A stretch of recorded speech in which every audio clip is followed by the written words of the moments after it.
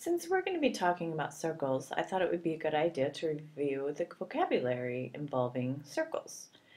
A diameter is the distance that goes straight across a circle through the center. So it starts at one edge of the circle and goes to the other edge of the circle, but goes through the center. If a line went from here to here, that would be across the circle, but not through the center, so it would not be a diameter.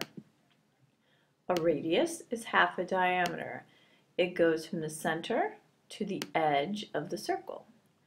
And a radius can be anywhere on the circle, but it just has to be half of a diameter. Circumference is a fancy word for perimeter of a circle. It's the distance around the edge of the circle. Area is just like any other shape we've learned. It's the space inside the shape, so inside the circle.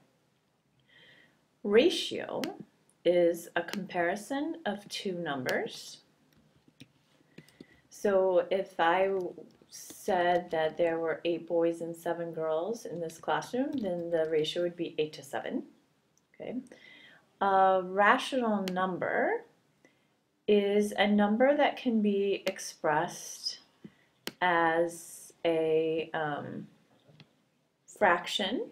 So like 7/3, or it can be expressed as a terminating decimal. That means that it ends, so 6.43 end.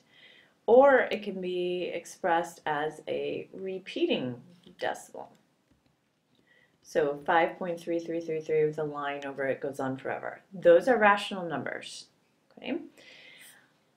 The reason that repeating numbers can be rational is because this would be 5 1/3, which is the same thing as 16/3, and that can be represented as a fraction. So as long as it can be represented as a fraction, then they are a rational number.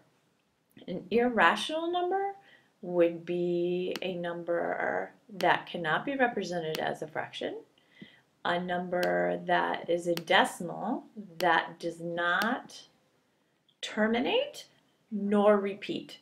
So that would be a decimal where numbers just keep going, there's no pattern to it, there's no repeating, and it just keeps going on and on and on forever.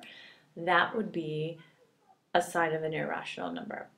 So these are some vocabulary that you need to keep in mind for the lesson that we are going to be doing tomorrow.